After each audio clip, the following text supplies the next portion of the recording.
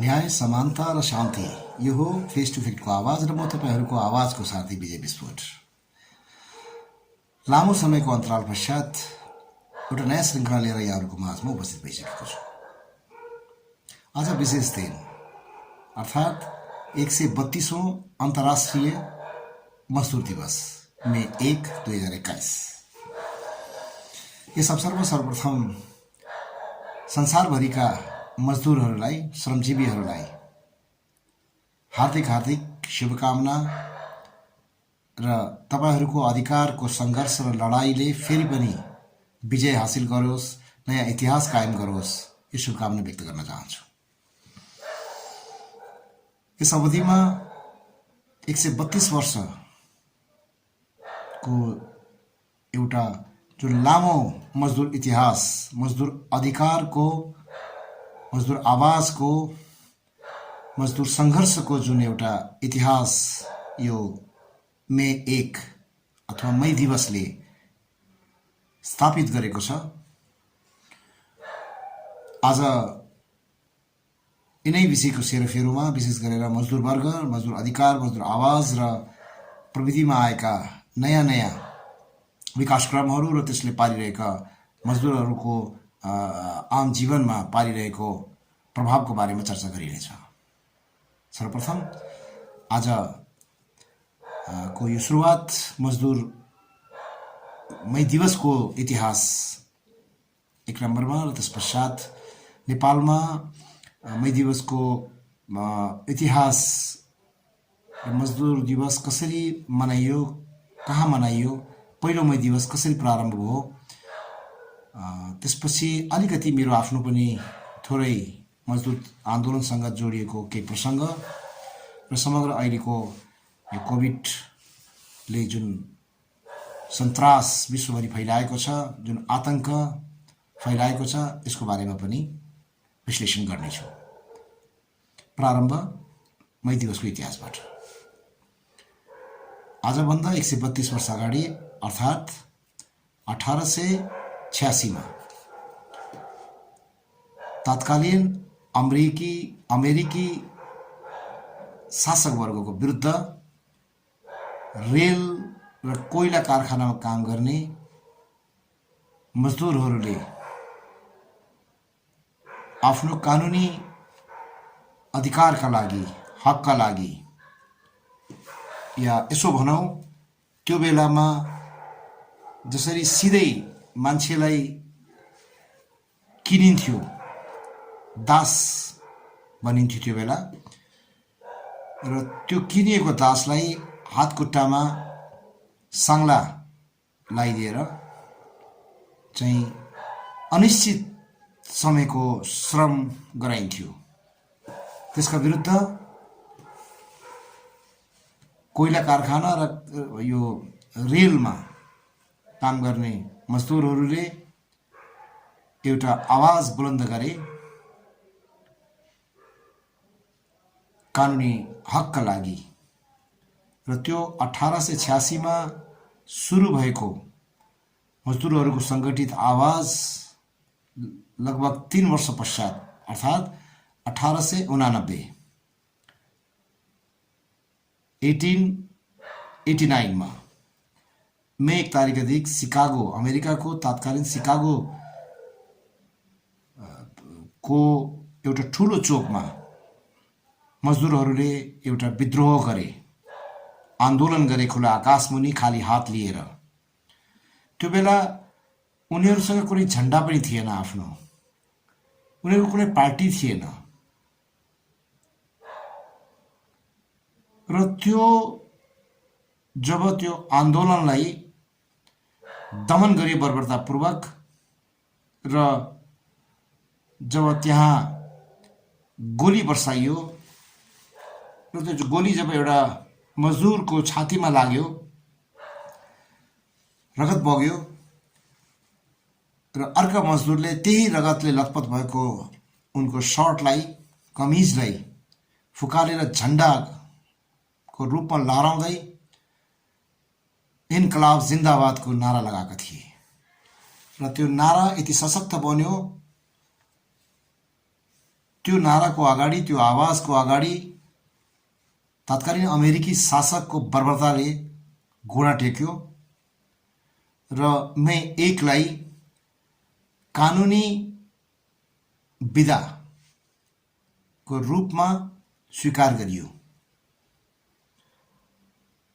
र त्यस आन्दोलनको अर्को सशक्त जुन नारा थियो, 8 घण्टा काम, 8 घण्टा मनोरञ्जन र 8 घण्टा आराम, यसलाई पनि स्वीकार गरियो।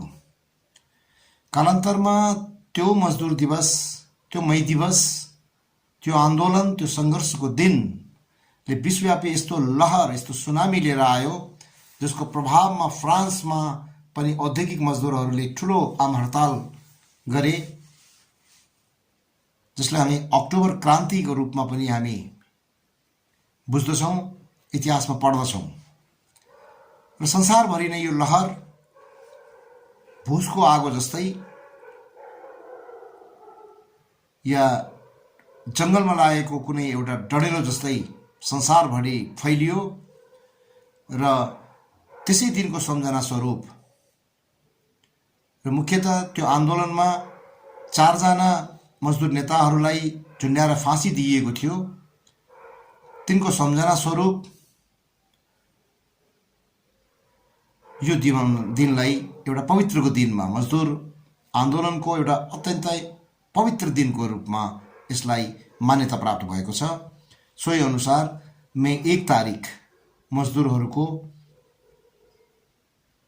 एउटा सङ्गठित आवाजको, न्यायिक आवाजको एउटा इतिहास बोकेको दिन हो। नेपालको सन्दर्भमा कुरा गर्दा तत्कालीन पञ्चायतले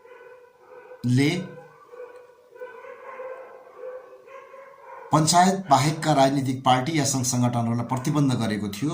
यद्यपि पञ्चायतले विभिन्न जनवर्गीय सङ्गठन बनाएको थियो, युवक सङ्गठन, किसान सङ्गठन, त्यस्तै मजदुर सङ्गठन पनि उसले बनाएको थियो। र त्यो मजदुर सङ्गठनले एउटा सीमित घेरामा, एउटा बन्द कोठामा मजदुरहरूलाई भेला पारेर मई दिवस मनाउने चलन चाहिँ थियो। तर त्यो दिवसमा सरकारबाट भएका ज्यादती, बर्बरताको विरुद्धमा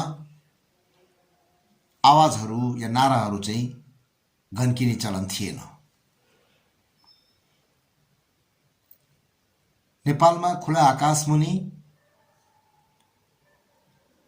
सरकारको दमन र बर्बरता विरुद्ध, राज्य सत्ताको दमन र बर्बरता विरुद्ध पहिलो पटक 1991 ईस्वी सम्बत 1991 मा 101औं अन्तर्राष्ट्रिय मजदुर दिवस राजधानी लगायत देशका विभिन्न भागमा, विराटनगर, वीरगञ्ज, नेपालगञ्ज लगायतका औद्योगिक जति पनि सहरहरू छन् त्यहाँ चाहिँ मई दिवस मनाएको इतिहास छ। 101औं बाट यो चलन सुरु भयो र त्यो बेलामा संयुक्त मजदुर दिवसको रूपमा, त्यसबेला 2046 को राजनीतिक परिवर्तन पश्चात अलग अलग धारमा बाँडिएका काङ्ग्रेस कम्युनिस्टहरूले विभिन्न अलग अलग कार्यक्रम गर्थे। तर त्यो मई दिवसलाई चाहिँ सबै राजनीतिक पार्टी अन्तर्गत रहेका, मातहतमा रहेका भातृ सङ्गठनहरूको रूपमा रहेका ट्रेड युनियनहरूले संयुक्त रूपमा आफ्नो झन्डा सहित चाहिँ मनाएका थिए। र म आफूलाई सौभाग्यशाली मान्दछु त्यो संयुक्त मजदुर दिवस मनाउनु पर्छ भन्ने जुन एउटा त्रिचन्द्र क्याम्पस, राजधानीको त्रिचन्द्र क्याम्पसमा एउटा मिटिङ भएको थियो। त्यो मिटिङमा मेरो पनि उपस्थिति रहेको थियो र यसलाई संयुक्त रूपमा मनाइनु पर्छ भन्ने प्रस्ताव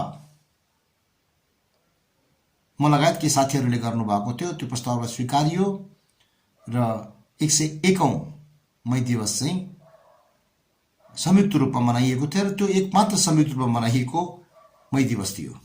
त्यसले पनि एउटा इतिहास कायम गरेको। तत्पश्चात नेपाली काङ्ग्रेस अन्तर्गतको ट्रेड युनियन कङ्ग्रेसले या नेकपा एमालेको तत्कालीन पार्टी नेकपा एमालेको 46 पछि त माले थियो, 48 सालपछि एमाले भएको हो, को जिफन्ड, त्यस्तै गरेर अरू पार्टीहरूसँग सम्बन्धित, जनमोर्चासँग सम्बन्धित या एकता केन्द्रसँग सम्बन्धित, मसालसँग सम्बन्धित ट्रेड युनियनहरूले पनि अलग अलग रूपमा यसलाई अलग अलग मञ्चमा अलग अलग जुलुस निकालेर आयोजना गर्दै आएका छन्। र विश्वका मजदुर एक हौँ, आजभन्दा 132 वर्ष अगाडि लगाइएको यो नारा आज पनि यो नारा सोही रूपमा स्थापित छ, कुनै संशोधन भएको छैन। तर यहाँनिर सोचनीय विचारणीय कुरा के छ भने विश्वका मजदुर एक हौँ अर्थात् संगठित हौँ भनिएकोमा विभिन्न राजनीतिक पार्टीका मातहतमा रहेका ट्रेड युनियनहरूले संगठित या एक हौँको सट्टा सिंगल रूपमा यसलाई व्याख्या जसरी गर्नुभयो र 48 सालमा जुन श्रम ऐन लागू भयो तत्पश्चातका दिनहरूमा, त्यसपछि आएर 2049 मा ट्रेड युनियन ऐन लागू भयो। त्यसले प्रतिष्ठान स्तरमा आधिकारिक ट्रेड युनियन को एउटा अवधारणा अगाडि लिएर आयो, त्यस्तै गरेर महासङ्घको अवधारणा अगाडि लिएर आयो, जसले गर्दाखेरि चाहिँ मजदुर युनियनहरू बीच एउटा अस्वस्थ प्रतिस्पर्धा सुरु भयो। एउटै कारखानामा 5 वटा 6 वटासम्म 7 वटा कहीँ 7 वटासम्म पनि ट्रेड युनियनहरू बने, जसले गर्दाखेरि मजदुरको एकता विखण्डित हुँदै गयो, मजदुरको शक्ति विखण्डित हुँदै गयो। यद्यपि श्रम विभागको तथ्याङ्कमा प्रमुख रूपमा 3 वटा महासङ्घहरू, तत्पश्चात 2टा महासङ्घ सुरुमा जिफन्डले आफूलाई महासङ्घको रूपमा स्थापित गर्यो, त्यसपश्चात ट्रेड युनियन कङ्ग्रेसले, त्यसपछि डिकन्टले, त्यसपछि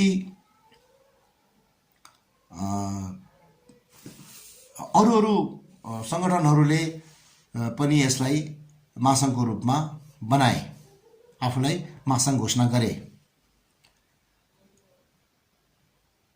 मजदुरहरूका महासङ्घ त कानुनी रूपमा स्थापित भए, तर महासङ्घ अर्थात् विभिन्न सङ्घहरूको प्रमुख रूपमा 10 वटा राष्ट्रिय सङ्घहरूको एउटा छाता सङ्गठन महासङ्घ,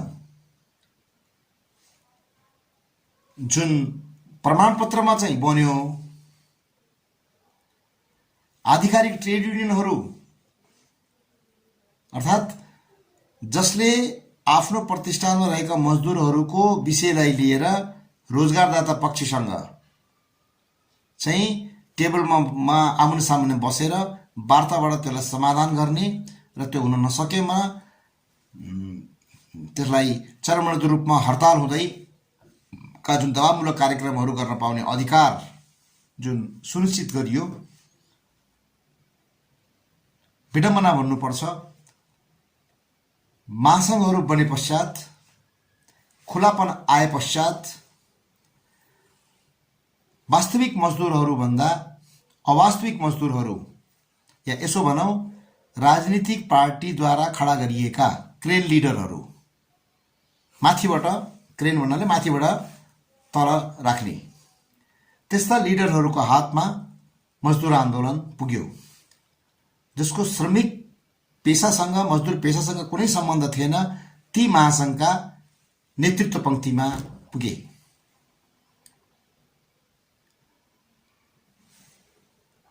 एकातिर, अर्कोतिर जुन वास्तविक मजदुरहरू थिए तिनको आवाज जब प्रतिनिधित्व हुन छोड्यो, उनीहरू कागजी रूपमा चाहिँ यो र त्यो सङ्गठनसँग जोडिए या जोडाइए या उनका नामका फोटोकपीहरू गरेर तयार गरेर रातारात दर्ताका लागि कागजहरू तयार पारियो।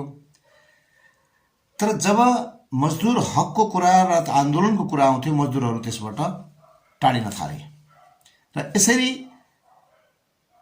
मजदुरहरूको जुन त्यो सङ्गठित शक्ति थियो त्यो क्षीण हुँदै गयो। जुन खुला आकाश मुनि सडकमा जुन मई दिवसका लाखौँ लाख मजदुरहरू पहिलो मई दिवसमा जुन उत्रिएका थिए सडकमा, त्यो बिस्तारै विचार गोष्ठी सेमिनार र पुँजीवादी राष्ट्रहरूले खटाएका विभिन्न एजेन्सिजहरू आइएनजिओजहरूको पछि लागेर त्यो तारे होटलहरू विभिन्न होटलहरूमा सीमित हुन थाले। सीमित व्यक्तिहरू मजदुरको नामबाट जम्मा हुन थाले। यसरी चाहिँ वास्तविक मजदुरहरूको जुन मजदुर सङ्गठनप्रति या ट्रेड युनियनप्रति जुन एउटा आशा थियो, भरोसा थियो, त्यो टुट्दै गयो।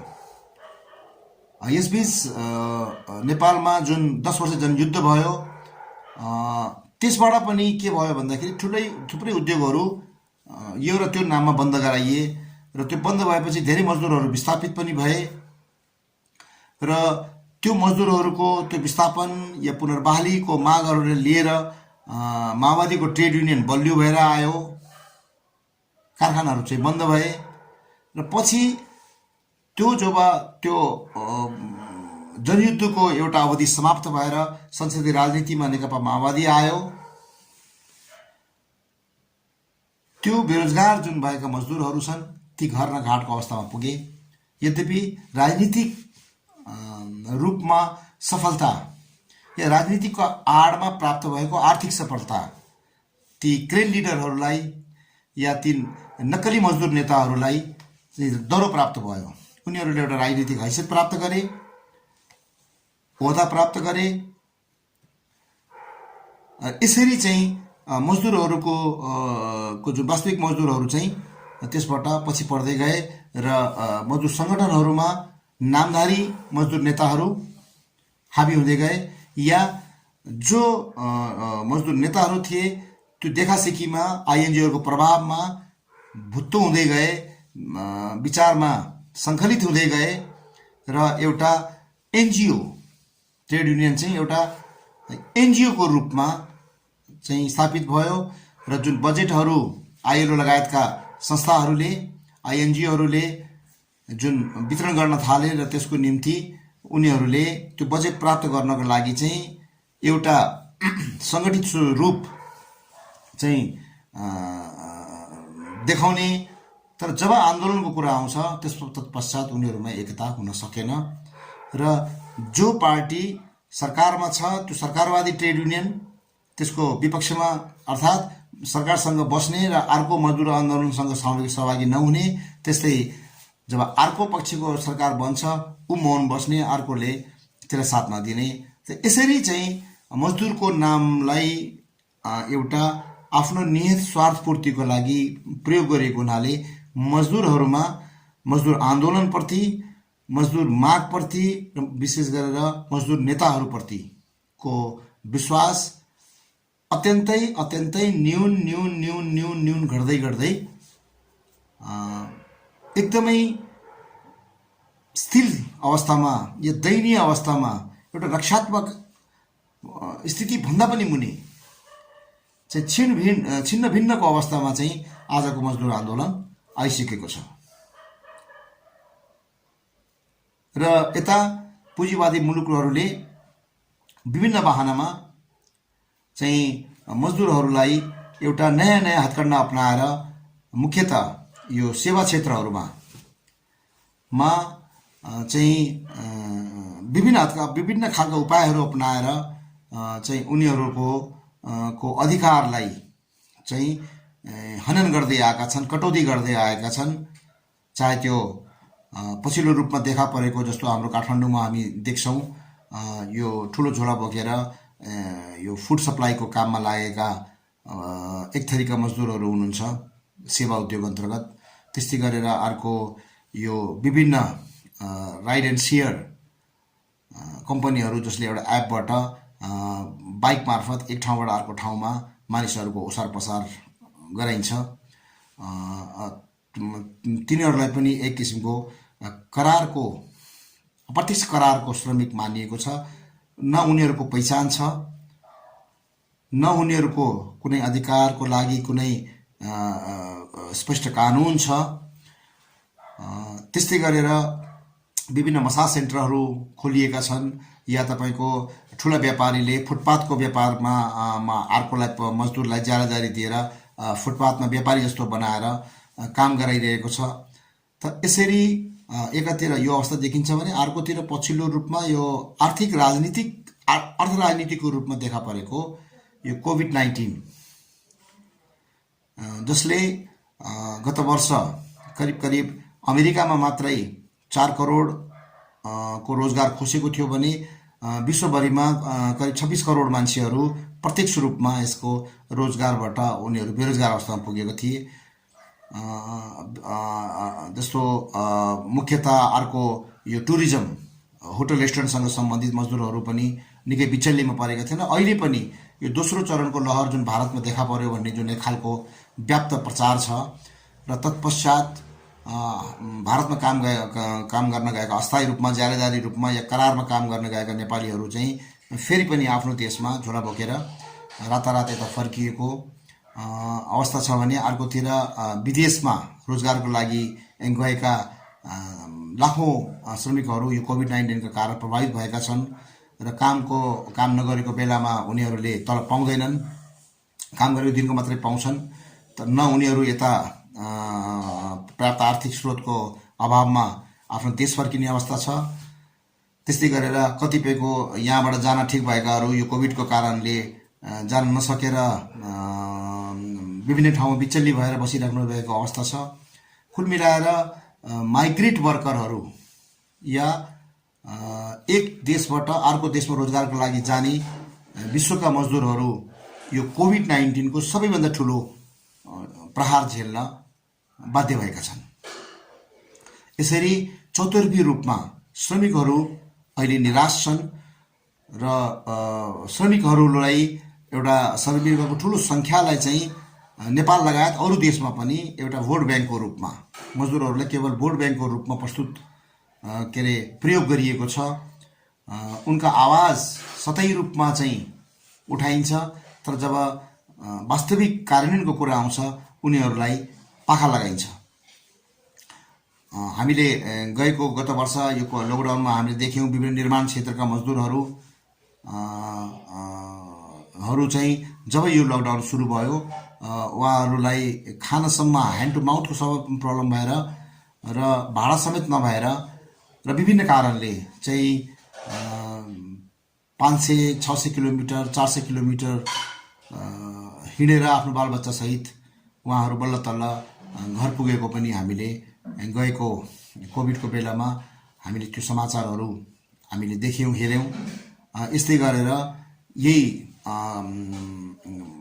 वैशाख 16 गतेदेखि जुन यो लकडाउन सुरु भएको छ काठमाडौँ लगायत देशका विभिन्न भागमा, करिब 17वटा भागमा जुन यो सुरु भएको छ, बस खाँदिएर जुन वर्गहरू फर्किएका छन् तपाईँ हामीले हेऱ्यौँ। तिनका लुगा, तिनका झोला र तिनको अनुहार हेर्दाखेरि उहाँहरू पनि यो कुनै न कुनै रूपमा ज्यालादारी श्रमिकको रूपमा या कन्ट्र्याक्ट वर्करको रूपमा उहाँहरू अस्थायी श्रमिकको रूपमा काम गरिराख्नु भएको थियो र त्यसको अवधिको पैसा चाहिँ पारिश्रमिक नपाउने र त्यो पारिश्रमिक नपाइकन काठमाडौँ मात्र होइन देशका विभिन्न भागमा कहीँ पनि सर्भाइभ गर्न नसक्ने अवस्था देखेपछि उहाँहरू रातारात विभिन्न कष्टपूर्वक आफ्नो ठाउँमा, आफ्नो जिल्लामा फर्किनु भएको छ।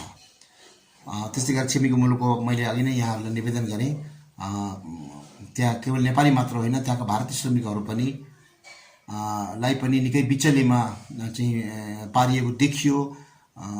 निकै कष्ट, एउटा स्वास्थ्य उपचार नपाएर, अर्को लकडाउनको अवस्थामा बन्द भएका कारखाना हुन् या होटल रेस्टुरेन्ट हुन् या अरू प्रतिष्ठानहरू हुन्, त्यहाँ नपाउने भएपछि उहाँहरूले चाहिँ आफ्नै ठाउँमा बरु भोकै मर्ने, आफ्नै ठाउँमा जाने भन्ने हिसाबले उहाँहरूले चाहिँ अत्यन्तै बाधा कष्ट उठाएर घर फर्किएको एउटा हृदय विदारक चित्रहरू, भिडियोहरू सामाजिक सञ्जालहरूमा, विभिन्न टेलिभिजनहरूमा हामीले देखियो।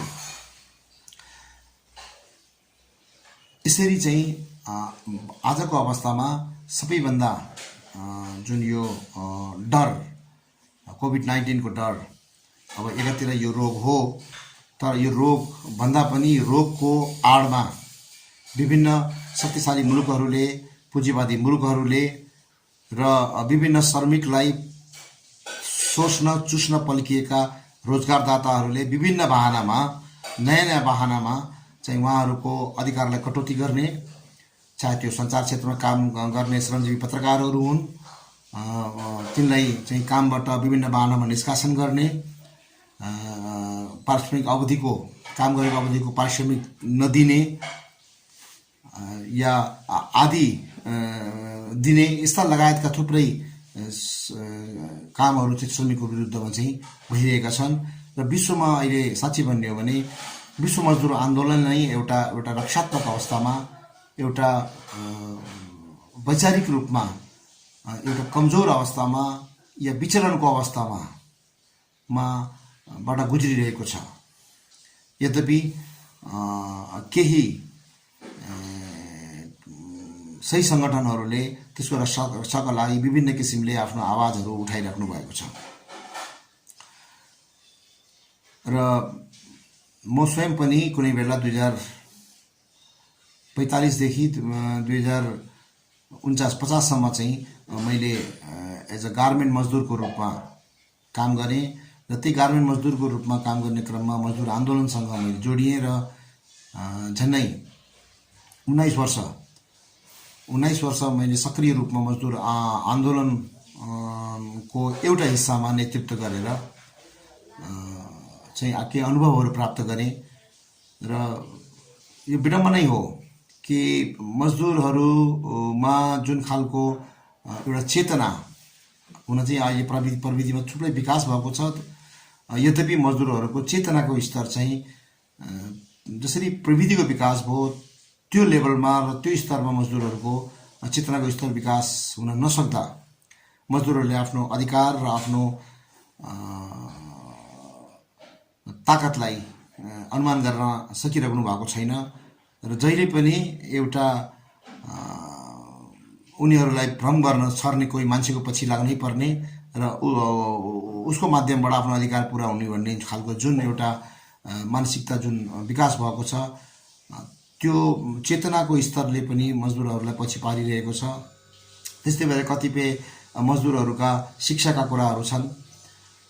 अनि शिक्षा नहुँदा पनि धेरै ठाउँ ठगिनुपर्ने स्थिति चाहिँ मजदुरहरूलाई छ। यी सबै अवस्थालाई हेर्दाखेरि फेरि पनि विश्वमा एउटा सशक्त मजदुर आन्दोलन, एउटा वैचारिक मजदुर आन्दोलनको आवश्यकता खाँचो छ। र यो अधिकारको लडाई हरेक कालखण्डमा जारी रहँदो रहेछ, रहनु पर्छ। किनकि आजभन्दा जुन 200 वर्ष अगाडि जुन खालको किनबेच, सिधै किनबेचहरू हुन्थ्यो, खुट्टामा साङ्लो लगाइन्थ्यो, कम्तीमा त्यो प्रथा चाहिँ अन्त्य भएको छ। हाम्रै नेपालमा पनि कमैयाहरूलाई जुन खालको व्यवहारहरू चाहिँ हुन्थ्यो, त्यो व्यवहारमा चाहिँ पहिलेको तुलनामा निकै सुधार भएको छ। त यद्यपि पूर्ण रूपमा कमाइहरू जसरी आफ्नो पेसाभित्र र आफ्नो अधिकार सम्पन्न हुनुपर्ने हो, यद्यपि त्यो हुन सक्नु भएको छैन।